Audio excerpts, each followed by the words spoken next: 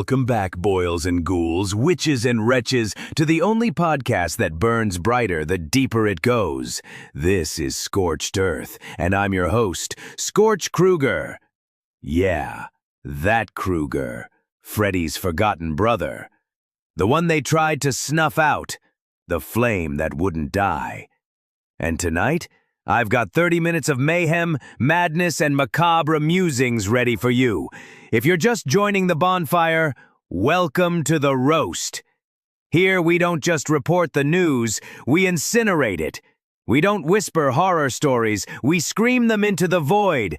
And tonight's episode is packed tighter than a coffin on Halloween night. We've got horror world headlines, cryptid interviews, unholy weather reports, fan mail from the damned, and a bedtime story that'll make your walls sweat. So grab your pitchforks, throw another nightmare on the fire, and let's set the tone for a truly scorching night. Let's crank up a newsfeed from the underworld, shall we? Michael Myers, the silent slasher of suburbia, has finally broken his vow of eternal silence. During a court-mandated therapy session, he whispered one word: tired. No threats, no screams, no ominous breathing, just tired. Honestly, same, Mike, same. In other news, Jason Voorhees has started a mindfulness retreat deep in the woods. Called Camp Calm Crystal, the retreat encourages silent reflection, deep breathing, and canoe meditation.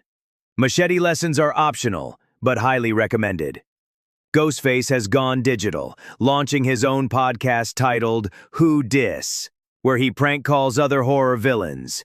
Episode 1 features him calling Freddy Krueger and pretending to be Nancy Thompson.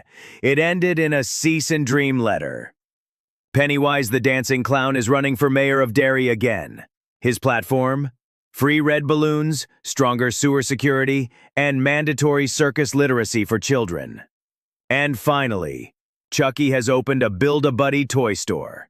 Each doll comes with an optional attitude problem and a tiny switchblade. Now that's customer service. Let's check in on the weather across the realm of the restless. Elm Street, expect thick fog and emotional trauma after midnight. Visibility, low. Sleep quality, worse. Camp Crystal Lake, sunny early morning. Evening forecast includes high chances of machete showers. Silent Hill, mist advisory in effect. Locals are advised to stay indoors, avoid sirens, and do not follow ghostly children. Salem, Massachusetts, winds carrying ancestral regrets, temperatures dropping, witch sightings on the rise. Amityville, poltergeist increasing in strength, paranormal chills with a 90% chance of buyer's remorse. Bundle up out there, folks, and maybe bless your umbrella. Tonight, we welcome a special guest to the Scorched studio, the one, the only, the flickering flame fanatic herself, Martha the Moth Lady. Martha, thanks for fluttering in. Thanks, Scorch. Almost flew into a bug zapper on the way here. Got lucky. Happens to the best of us. So tell me, what's the deal with lamps? They speak to me, Scorch. Warm, buzzing, glorious. It's like standing in the light of lost souls. Deep and poetic. Some say you're a fire hazard. Your response? I say, better lit than forgotten. I'm gonna put that on a coffee mug. I drink from it.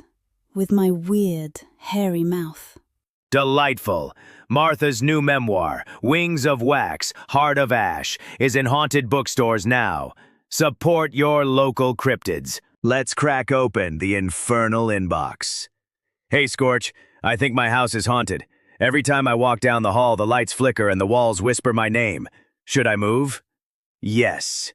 Or better yet, don't walk. Crawl backward. Confuse the ghosts. Can vampires get sunburned through tinted windows?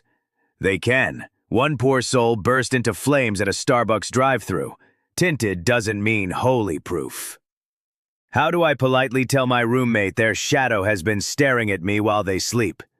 Easy. Leave a post-it note on their forehead that says, "Your shadow is creeping me out. Respectfully, your terrified roommate." That should do it. Time for some classifieds from the Nether Times. For rent, abandoned church with drafty crypt, no utilities but excellent acoustics for chanting. For sale, used Ouija board, slightly cracked, occasionally answers unprompted. Seeking, black cat, preferably cross-eyed, for cursed Instagram content. Support small businesses, even the haunted ones. It's time for a little story to lull your heart into panic. This one's called The House That Breathed. There once was a girl named Elsie. She moved into a rental house at the edge of town. Dirt cheap, no neighbors, all charm. Except, at night, it breathed. Not creaked, not groaned. Breathed. A slow inhale, a pause, a long exhale through the walls. Every night at 3:15 a.m. She knocked on the closet door. It knocked back. She asked, "Who's there?" A whisper came, "Why did you come here?" She ignored it for days, until she couldn't. She whispered back, "Who are you?" The house answered, "Do you remember me?" The next morning, Elsie was gone, her things untouched, her bed made. But in the hallway mirror, her reflection remained, mouth open, still breathing.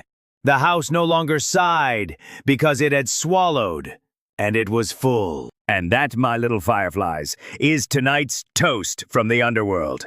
You've been listening to Scorched Earth, the podcast. I'm your host, Scorch Krueger, signing off from the edge of the flame. Until next time, sleep with the lights off.